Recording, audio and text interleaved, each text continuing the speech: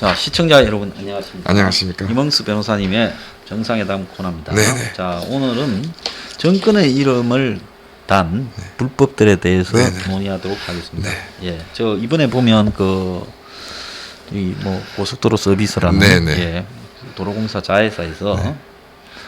지금 입당 강요가 있었다는 네. 그런 제보 때문에 네네. 지금 우리가 계속 제기를 해왔죠. 네네.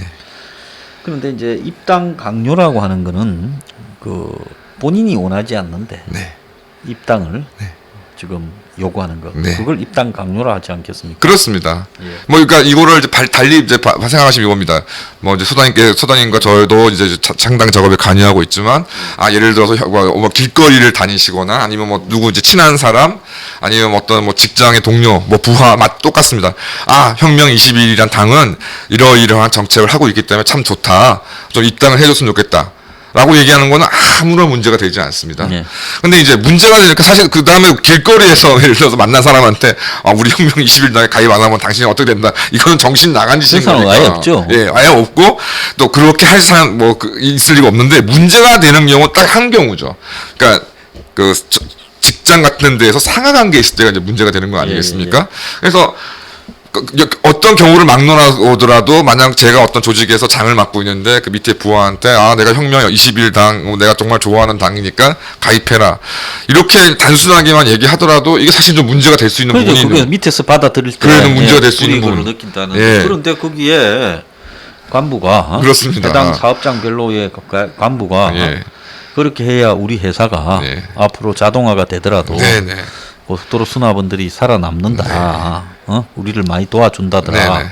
그러니까 너 가입하고 당비도 내라. 네. 이렇게 말을 하면 그게 단순히 물론 할 때 논조는 부드럽게 했을지 몰라도 그렇습니다. 회사 게시판에 입당 원서를 붙여놓고 그렇습니다. 말을 갖다가 거기에서 그 영업 부서에서 제일 높은 사람이 밑에다가 그렇게 말을 하면 그거는 강요지 않습니까? 그건 강요가 되는 확실한 강요라 생각이 들고 뭐 이런 것들이 이제 결국 뭐 요즘에 간음죄 같은 경우에서도 위력에 의한 간음이 인정되는 것이 어떤 뭐 폭력 물리력을 행사하거나 실제 해악을 고지하지 않다 하더라도 내가 어떤 그 해당 그 상대방을 어떤 인사라던가 어떤 뭐 보직이라던가 이런 걸 좌지우지할 수 있는 권한이 있는 사람이 하는 얘기 어떤 그런 얘기들은 충분히 강요, 위력에 의한 강요로 인정될 수 있다는 부분이라고 정말 안희정권 때도 그런 경우입니다. 그러니까 뭐 예를 들어서 그냥 뭐 정상적인 뭐 대등한 사이에 지위에 있는 남녀가 만나서 어떤 남성이 좀 적극적으로 이렇게 애정 표현을 하고 하는 것은 문제가 안 되지만 이것이 상응한 게 있을 때는 좀 아주 무리한 어떤 부분의 표현이라던가 방법이 아니라 하더라도 그 자체로 어떤 위력을 행사하는 것으로 지금 인정이 됐기 때문에 안희정이 지금 징역 4년 선고받아서 수감되어 있는 거 아니겠습니까? 그래서 그런 부분들이 최근 트렌드에 봤을 때는 어떤 같은 직장 내에서의 어떤 책임자, 윗사람이 아랫사람한테 어떤 그런 굉장히 무리한 이야기들을 이렇게 하는 것만으로도 이게 위력이 인정될 수 있는 여지가 있기 때문에 강요나 협박에 어떤 문제가 될 수 있는 건 당연하고요. 그다음에 소장께서 일차 말씀하셨지만은 정당법에 누구든지 본인의 자유의사에 의존하지 않는 승낙 없이 정당 가입 또는 탈당을 강요당하지 아니한다. 그래서 이게 정당 가입 자체를 강요하게 되면 일반적인 형법에서의 협박 강요죄가 문제가 될 뿐 아니라 정당법에 따른 이제 문제가 될 수 있다는 것을 좀 말씀을 드릴 수 있고 또 하나 이제 요게 좀 딱 해당되지는 않지만 이제 공직선거법에도 요 관련 비슷한 내용들이 있습니다. 공직선거법 제 237조에는 업무 고용 기타의 관계로 인하여 자기의 보호, 지휘, 감독하에 있는 자에게 특정 정당이나 후보자를 지지 추천하거나 반대하도록 강요한 자라고 되어 있습니다. 그래서 현재 이제 직접적인 선거 국면은 아니기 때문에 이 공직선거법이 바로 적용된다고 볼 수는 없겠지만 어쨌든 예를 들어서 지금 4월 그러니까 올해 4월 같은 경우에는 서울과 부산의 보궐선거가 지금 진행될 예정에 있고 만에 하나 그렇게 지금 문제가 되고 있는 그 해당 공기업에서 가입한 해당 당사자가 서울이나 부산 지역에 있다 그러면 이것은 공직선거법 위반 소지도 분명히 인정될 수 있는 충분한 여지가 있다고 생각이 좀 들고 결국 이제 결과적으로 이런 부분들이 정말 선거의 유권자들의 어떤 선거의 자유를 방해하는 죄, 정당이라는 굉장히 중요한 정치적 결사에 참여할 수 있는 자유를 제한하는 죄로서 굉장히 심각하게 좀 다뤄져야 된다.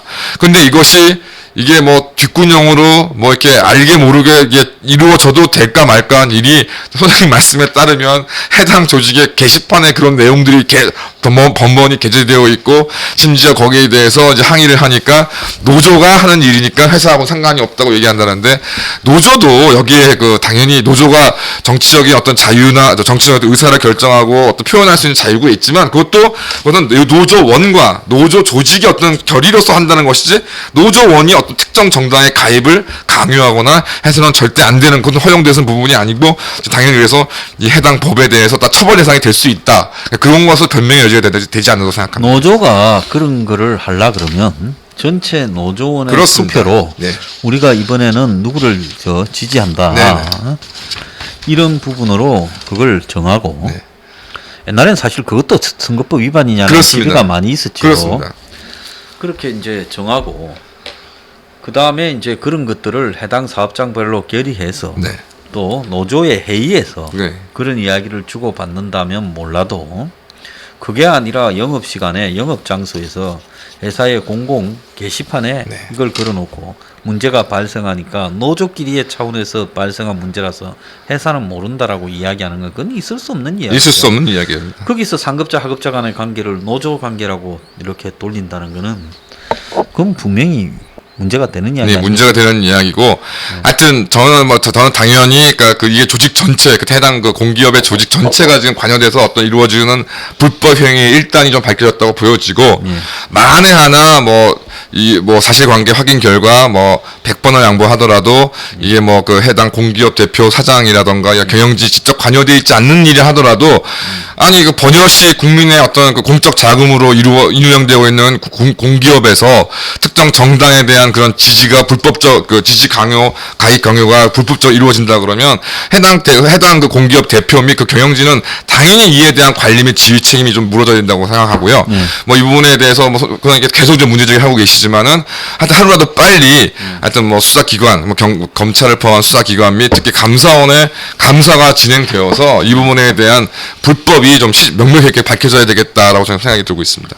그래서 인지한 범죄에 의해서도 충분히 수사할 수 있는데 그렇습니다. 선관이나 지금 다 알면서 모른 척하고 있어요. 네네. 검찰이나 네네. 경찰이. 네. 그래서 나도 좀 지켜보다가 대응을 할 작정입니다. 하여튼 곧 이제 말씀드리겠지만 진짜 이 나라 돈으로 지금 먹고 사는 사람들의 진짜 간이 배 밖으로 나온 인간들이 요즘 한둘이 아닌 것 같습니다. 그래서 고속도로 휴게소 고속도로 톨게이트 네. 거기에 이제 수납원들을 지난번에 공기업 네네. 그 공공기관에 비정규직에 정규직화 한다고 5,400명은 이제 그 고속도로 서비스라는 걸 만들어 가지고 네. 저렇게 자회사로 가고 또 끝까지 객인 1,400명은 또 도로공사 본사 직원으로 또 했대요. 그러면서 이제 그 서비스의 사장을 이제 누굽니까? 그 노학래라는 네, 사람을 네. 내리보내고 네. 임금이 1억 7천만 원이래요. 그래 놓고는 이제 기타 공공기관이나 안정적인 공공기관으로 아직 정해지지 못했기 때문에 민주당에 입당해서 우리가 영향을 미쳐서 우리의 이익을 도모해야 된다. 이런 논리예요. 그렇지만은 그게 저런 식으로 되어서는 안 된다는 거죠. 그래서 배우가 있을 건데 배우가 밝혀져야 된다. 그리고 사법 처리돼야 된다. 이런 생각을 하고 있습니다. 그러니까 저도 이제 이런 공기업의 어떤 비정규직으로 근무하셨던 분들의 이러저러한 부분에 제가 직접적으로 말씀드릴 부분은 아니지만 이거 하나는 좀 말씀드릴 수 있을 것 같습니다. 저도 어디서 다른 유튜브 내용에서 얘기를 들었는데 제일 사실 진짜 그것도 불변한 진리 중에 하나가 공짜는 없다는 거 아니겠습니까? 그래서 이게 고속도로 수납원이든 어느 직이든 간에 그분들 어떤 생산성이나 그런 부분들이 인정이 되어서 어느 정도 그 조직을 유지해야 될 필요가 있으면 그게 유지가 되고 그게 대대손손 갈릴는지 모르지만 그게 1도 제대로 인정되지 않는 그 순간에는 이제 어느 누가 와도 그걸 보호할 수 없는 습관이 좀 오게 될 것이다라고 좀 생각이 들어서 이런 부분들에 대해서 좀 그분들이 그러니까 다른 같이 현재로서 어떤 자회사 설립돼 가지고서 그분들의 어떤 직장 안정성이 보장되는 거는 저도 환영할 일이지만은 결국 따져봐야 될 것은 그런 수익성과 효율성이라는 부분들을 좀 같이 함께 생각했으면 좋겠습니다. 자, 김학의 출국 금지 사건요. 이게 이제 예술입니다, 예술. 문가리가 장학선 사건을 해서 이제 따지라 하면서 김학의 사건도 철저하게 하라 해가 됐는데 지금 와서 보면 이 김학의라는 부분에 이 사람은 결국 나중에 보면 무죄가 됐잖아요. 뇌물로만 이제 뇌물로만 이제 일부 유죄고 네. 그래서 실질적으로 저걸 지금 뭐 성폭행은 시효가 지났고 네. 또 그리고 뭐 그걸 집정하기가 어렵다. 네. 이제 이런 식으로 이제 흐지부지 된 사건인데 이런 류 정도의 사건을 가지고 그것도 한참 전의 이야기, 10년쯤 전의 이야기를 뭘 이렇게 사건을 벌렸다가 이 지랄을 하는지 모르겠어요. 하여튼 좀 최근에 하여튼 특히 작년 하반기 들어와서 참 충격적인 얘기를 많이 듣습니다. 제일 정말 개인적으로 충격적인 컸던 이유는 이제 강경화가 미국 방송에 쳐나가서 표현의 자유라는 건 절대적이 아니기 때문에 뭐 제한할 수 있고 그래서 대부 정당 금지법은 뭐 그거 정당성에 인정된다는 이야기를 할 때 와 정말 얼굴이 화끈거렸습니다. 정말 전 세계에서 표현의 자유 관련해서는 미국이 가장 그 정치한 대법원 연방 대법원의 판결과 이론 등이 전개되어 있는 나라에서 그 정말 명백하고 현존한 위험이 있지 않으면 표현의 자유를 제한할 수 없다는 것을 대원칙으로 삼고 있는 미국에서 정말 그런 야만적인 소리를 짓고 있는 게 진짜 무서웠고 최근에 막 법무부 뭐 이쪽에서 얘기하는 걸 따지면 김학이라는 사람이 뭐 중대한 범죄를 저지른 혐의가 있는 사람이기 때문에 그니까 좀 그 출국 금지 요청서 뭐 작성 등등에 관한 좀 절차는 막 그냥 대충 해도 다 용서가 된다는 식의 뭐 얘기를 좀 하고 있는데 아니 그렇게 따질 것 같으면 지난 뭐 이른바 민주화 정권 들어와가지고 과거사 위원회인가 나발인가 해서 뭐 온갖 간첩 사건 등 뭐 시국 사건들 왜 다 재심까지 다 해가지고서 무죄 주고서 보상까지 저는 좀 이해가 안 되고요. 정말 그런 야만적인 얘기가 심지어 제 기억에는 아마 유신이나 오공 때도 그런 식으로까지는 그냥 대놓고 얘기하지는 않았었는데 정말 그런 얘기들이 나온다는 게 정말 좀 개인적으로 엄청나게 진짜 좀 의문인데 좀 많이 뭐 추미애나 이런 사람들이 워낙 거짓말 하고 있으니까 조금 뭐 약간 혼동 있을 것 같아서 그냥 말씀을 드리지만 뭐 이거는 이것도 명확한 일로 지금 문제가 되고 있는 이규원은 검사로 임명이 돼서 현재도 검사직을 유지하고 있지만 그 검사라는 의미는 여기서의 검사라는 의미는 검사직에 있다는 것이 아니라 검사의 권한을 행사해야 되기 때문에 당시 이규원이 소속되어 있던 대법원 법무부 과거사위원회 진상위원회 같은 데는 수사기관이 아니기 때문에 거기에 소속된 이규원도 당연히 검사가 당시는 아니었으면서 어떤 수사 그 권한도 없는 상태이므로 이 사람이 어떤 피의자에 대한 출국 금지를 신청한다는 거는 그 자체가 말이 안 되는 얘기죠. 자, 저도 옛날에 노무현 정권 때 출국 정지감 된 적이 있거든요. 네. 그래서 표를 표는 오래전에 끊어둔 표고 공항에 가서 티켓으로 이제 발부받아서 이제 통관. 네. 그걸 이제 출입구 심사하실 때. 그거 이제 통과하고 마지막에 이제 최종 출입구 심사 거기만 끝나면 이제 저기 면세구역으로 나가는데 거기서 이르사토마는 저쪽으로 좀 가시죠 하더만은 출국 금지됐다 이러더라고요. 그래서 내가 참 이해가 안 갔던 거는 출국을 금지시켰으면 출국 금지 사유를 출국 금지함과 동시에 당사자한테도 통보해 줘야 될 거 아닙니까? 그건 출국 금지 사실을 전혀 통보하지 않더라고요. 그리고 여권을 공항에서 이렇게 아주 자기들이 가져가더만요. 뺐더만요. 내가 귀찮아서 나눴다가 한 2년 뒤엔가 찾아갔습니다. 그럼 출국 금지를 했다는 걸 나는 몰랐으니까 공항으로 나가지 않았겠어요? 그래서 출국 금지를 이렇게도 쉽게 할 수 있는가? 제가 참 놀랐습니다. 그러니까 뭐 교수님의 경험하신 지금 말씀하신 건 사실 우리나라에서 출국 금지가 굉장히 쉽습니다. 뭐 이번에 언론 보도를 통해서 아시는 바와 같이 해당 검사가 이제 예를 들어서 뭐 제가 뭐 문제가 되는 이제 뭐 서울 동부지방검찰청에 이제 뭐 임모 검사다. 그러면 이제 검사장님이 이제 뭐 황무하는 검사장님이 계시다 그러면 그냥 막 필요합니다 해가지고 해서 검사장이 딱 도장 한번 찍고 그 서류를 그냥 그 법무부에다 보내면 그냥 출국 금지가 되는 거거든요. 거기에 대해서 무슨 법원에 심사가 필요한 것도 아니고 내부적인 어떤 심사가 필요한 것도 아니고 물론 이제 뭐 피의자나 이제 이 관계인들이 이의를 하게 되면 나중에 이제 그것이 뭐 풀어지거나 이렇게 되는 경우인데 그런 경우는 사실은 거의 없고. 그래서 저는 출국 금지 당해가지고 엄청난 손실을 입었는데요. 누굴 만나서 계약하거나 이런 부분이 있었는데 못 갔어요.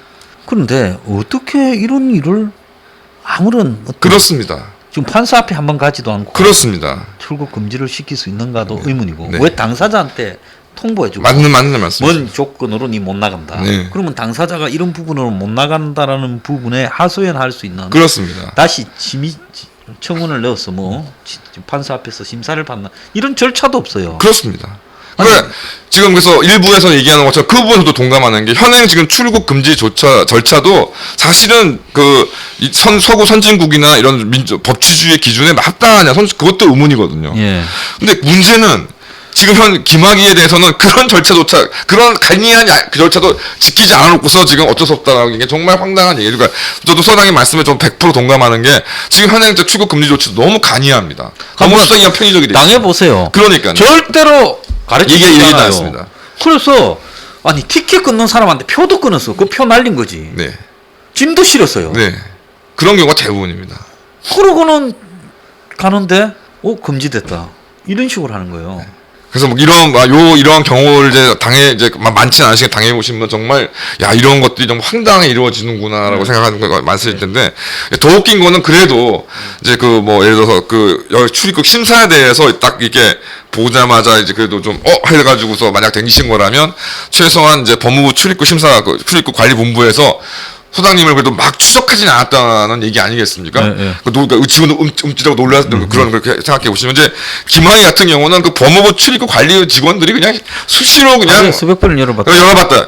이게 진짜 말도 안 되는 얘기거든요. 그래서 최근에 그 N번방 사건에서도 논란했던 부분 중에 하나가 공익요원으로 근무하는 이제 공범자가 어떤 그 자신이 처리하고 있는 업무와 관련돼서 어떤 젊은 여성들의 어떤 신상 정보를 파악해가지고 그거를 이제 그 피해자들을 양산하는 어떤 그게 계기가 됐었는데 그럼 이런 부분에 대해서 지금 해당 대한민국 공무원들의 상당수가 이게 개인 어떤 업무 목적 외에 그런 신원 정보를 조회하는 거에 대해서 그 불법적인 부분을 다 알고 있음에도 불구하고 다른 부처가 아니라 법무부가 지금 이게 이렇게 앞장섰다는 게 정말 말이 안 되는 일이에요. 그리고 또 하나 웃기는 거는 그 뒤에 해제됐다 등한 통보가 아무것도 없어요. 예.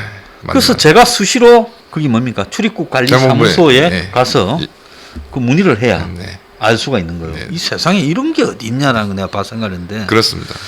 자, 박원순 성추행 사건과 관련해서요. 지금 이 박원순 성추행 사건과 관련해서 남인순이나 이런 사람들의 그 통보해준 문제라든지 그 다음에 이제 이 부분과 관련해서 또 다르게 그 전화기 같은 부분을 다 없애버리겠다라는 이런 거와 관련해서도 지금 불법이 많죠. 네, 그렇습니다. 네. 그래서 지금 아시는 바와 같이 박원순은 사망을 했기 때문에 이제 당연히 그거는 사망한 자를 처벌할 수 없으니까 공소권 없음 처분이 맞는 것이 있는데 지금 피해자가 적극적으로 호소하는 부분 중에 이제 하나가 그 박원순 주위의 부시장을 포함한 그 비서실 내지는 그 측근들이 이러한 성범죄가 발생한 사실을 알고도 이거를 알리지는 않은 말리기는 고사하고 오히려 적극적으로 이걸 은폐시키는데 동조했다는 얘기 아니겠습니까? 그래서 그 부분에 대한 수사가 필요하다 그래서 이제 조사가 필요하다 그래서 박원순의 어떤 휴대폰에 대한 포렌식을 요청했는데 인정되지 않았습니다. 그래서 사실상 그 부분에 대한 중요 증거가 지금 뭉쳐 있는 상황이고 특히 이번에 그 서울시 아시는지 모르겠지만 그 서울시 이제 그 비서실 전현직 지원 사이에서 이제 회식을 하다가 여관으로 데리고 와서 박원순의 성추행을 당한 그 여성을 동일한 여성을 그래서 이제 그 결과적으로는 이 여성도 이제 워낙 박원순의 이제 위세가 위세 등등하니까 그러니까 그런 엄청난 피해를 입고 있음에도 이제 미처 밝히지 못하고 있다가 저도 제가 확인한 내용은 아니지만 그렇지 않나 싶습니다. 그래서 무언가 좀 개선되는 줄 그래도 좀 개선되겠거니 기대하고 살고 있는데 이제는 박원순이 아니라 박원순 비서란 작자가 아예 자신을 성폭행해버리니까 정말 그 어떤 그 상황에서 느껴오는 그 모멸감과 그 분노는 정말 이루 말할 수 없을 정도가 생각이 들었고 더군다나 그렇게 성폭행으로 입건이 됐음에도 불구하고 해당 비서직은 직위해제도 당하지 아니하고 그대로 제재 물려 있어 그 자리를 유지했던 거 아니겠습니까? 이런 부분들 때문에 결과적으로 작년 이제 7월경에 이제 박원순에 대해서 이제 어떤 받은 성범죄를 이제 내가 고소를 해야 되겠다 하는 상황에서 이제 이런 사건이 벌어지게 된 것인데 결국 이제 그 같은 피해자이기 때문에 이 피해자가 입은 피해라던가 어떤 그런 전후 사정들을 알기 위해서 해당 재판부가 피고인이든 피고인 측에서는 검찰에서는 그런 의견들이 나온 거에 대해서 사실관계에 대한 판단을 해서 이제 그 판결을 썼는데 무슨 적폐청산연대 뭐 신승목 대표라는 자가 재판부가 이게 직권을 남용하고 무슨 뭐 이런 식으로 창업권을 남용했다는 이유로 고발까지 했다. 그러니까 핵심은 박원순이가 죽었으니까 박원순에 대해서는 언급하지 말았는데 그렇습니다. 이 당사자 성폭행을 한 비서가 그는 내 때문에 충격받은 게 아니라 박원순 그렇습니다. 때문이라고 하니까 네. 이제 그 부분을 네. 법원이 가린 거죠. 언급을 한 거 아닙니까? 네, 그렇습니다. 박원순 성폭행도 사실이고 네. 이 성폭행도 사실이다. 그렇습니다. 자, 그런데 그 부분을 가지고 재판부를 지금 협박하고 있다는 거 아니겠습니까? 네. 솔직히 말하면 조폭 영화 같은데 보면 어떤 여성이 뭐 자기가 좀 어떻게 했는데 그 여성한테 더 큰 비밀 이제 이런 걸 폭로할까봐 밑에 쫄병을 조폭들이 시켜서 또 막 그렇습니다. 그런 것도 얼마든지 있잖아요. 그렇습니다. 이 사건도 매우 이상해요. 네. 그러니까 무언가 하여튼 좀 굉장히 진짜 좀 저질 정말 입에 담기 어려운 예, 일부러 술을 예, 갖다가 예. 엄청나게 취하도록 먹여가지고 그런 상담을 하는 그 부분을 한 건지 이 사건에도 진상이 지금 밝혀지지 않았기 때문에 그 피해 여성을 대표하는 쪽에서 이 부분에 대해서도 좀 밝혀야 한다. 근데 여기에 제일 역겨운 거는 여성 단체들이 하면 성폭력 3당소 뭐 이런 데 가는데 전부 페미 그 여성 단체던데 여권운동 여단이나 그것들이 또 전부 연결돼가 있어요. 좌우로 서로. 그러니까 지난해 부산에서 오거돈도 보면 그 그렇습니다. 문가리기 잘하는 그 변호사하고 네. 법무법인 부산입니까? 네, 공정을 네. 가지고. 네. 이번에도 보면 미리 찔러줬잖아요. 네. 그러니까 공통적으로 이런 성폭력 상담이라는 자체가 정치적으로 공정하지 못하다는 거예요. 그렇습니다. 운동권 여성들. 그 이거 앞으로 어떻게 할 거냐 이 문제도 논의 좀 돼야 될 거라고 봅니다. 그러니까 뭐 게다가 잘 아시겠지만 그 성폭력 상담, 뭐 여성의 전화 뭐 이런 거기에 국고도 상당히 많이 지원되고 많이 있습니다. 들어가죠. 그다음에 뭐 최근에 뭐 이제 그 정의 사건 같은 경우에 뭐 아동 보호 기관, 뭐 홀트 뭐 입양 기관 전부 그 많은 예산들이 지원되는 단체로 좀 알고 있고 뭐 이런 부분에 대해서 그러니까 이른바 시민 단체, 여성 단체라는 이름으로 그다음 이제 특히 좌파 정권에서 엄청나게 많은 세금들을 지원해 줬는데 결국 하는 짓거리라고는 뭐 피해자 그러니까 뭐 여러 가지 뭐 성차별주의라든가 이런 등등에서 사회적 논란이 많지만 그럼에도 불구하고 그들이 내세우고 있는 그 일조차도 제대로 하지 않고 여기에도 그냥 정치적 이익만 따져서 온갖 오삼오삼한 정말 일을 만들어고 있다는 걸 생각해 봤을 때 정말 뭐 남인순 같은 경우는 하루라도 빨리 진짜 의원직 사퇴에 마땅할 것이고 실제로 정말 그 피해 그러니까 저도 정말 깜짝 놀란 게 피해 호소인이라는 표현은 진짜 이거는 피의자 변호인도 좀 쓰기가 어려운 표현을 정말 그렇게 썼다는 것이 좀 진짜 좀 이제 얘기가 문제가 되고요. 또 하나 더 곁들여서 최근에 이제 SK등 가습기 살균제 사건 이제 판결이 이제 무죄가 나서 좀 논란이 되고 있습니다. 근데 요거 이제 요 하나는 좀 저희가 좀 짚고 넘어가야 될 것 같아서 옥시에서 만들었던 가습기 살균제 같은 경우에는 다 유죄가 나왔고 이제 관련해 다 엄벌에 처해졌습니다. 근데 그때 옥시 사건 같은 경우에는 폴리헥사 메틸렌 구아디닌이라는 물질 이것이 이제 결국은 이제 어떻게 유해 물질로 확인됐고 이제 폐를 섬유화시키는 이제 그런 문제가 있었는데 그러니까 이번에 이제 문제가 된 SK 케미칼 및 애경 등에 이제 썼던 이 문제가 된 물질은 클로로 메틸 이소티아졸리논 메틸 이소티아졸리논을 원료로 하는 제품이라고 합니다. 재판부는 이제 다른 부가 옥시 사건에 대해서 판단한 것이 아니라 이제 SK 케미칼과 애경이 썼던 이 물질이 그러니까 이제 재판부나 법 쪽에서 이제 얘기를 들어보니까 상당히 오랜 기간 쥐를 포함한 동물 시험들을 굉장히 많이 수행을 했다고 합니다. 그래서 이것이 뭐 인체에 유해하다 무해하다가 아니라 최소한 이제 사망에 이르기 위한 중하게 어떤 상해를 입힐 정도의 물질인지는 아직 확인된 게 없다고 합니다. 근데 시간이 좀 오래 지났고 그래서 그런 인과관계 이제 어떤 해당 물질과 피해자들의 어떤 피해를 입은 것과 폐가 섬유화가 돼서 사망에까지 이르는 중대한 상해가 발생하는 그 인과관계가 이제 불인정이 그러니까 이거 인과관계가 부정될 때 무죄를 한 것이지 아예 책임이 없다는 판단은 아니었고요. 그래서 이러한 점 때문에 검찰도 당초에는 SK 케미칼 및 애경에 대해서는 이제 불기소 입장을 이제 가지고 있다가 이제 여러 가지 상황의 변화에 따라서 기소까지 했는데 하여튼 이 부분에 대해서도 뭐 물론 법원의 판단에 좀 의문을 그 법원의 판단을 무조건 신뢰할 것 건 아니지만 최소한 옥시 사건과는 좀 다른 부분이 있었고 뭐 이제 앞으로 또 항소가 진행될 뭐 항소심이 이제 진행될 걸로 예상되는데 그 부분에 대해서 이제 그 인과관계만 뭐 그 1심에서 판단한 부분이 잘못된 거로 한다면 유죄가 나올 것이고 만약 그대로 나온 이제 유죄가 된다면 무죄가 될 것인데 뭐 이 부분에 대해서도 좀 과도하게 좀 불필요한 좀 법원에 대한 비난이 좀 있는 것 같아서 그 부분에 대해서 좀 간략하게 좀 말씀을 좀 드렸습니다. 그래서 그 옥시는 외국 회사고 네. SK와 애경은 한국 한국 회사입니다. 회사니까 예.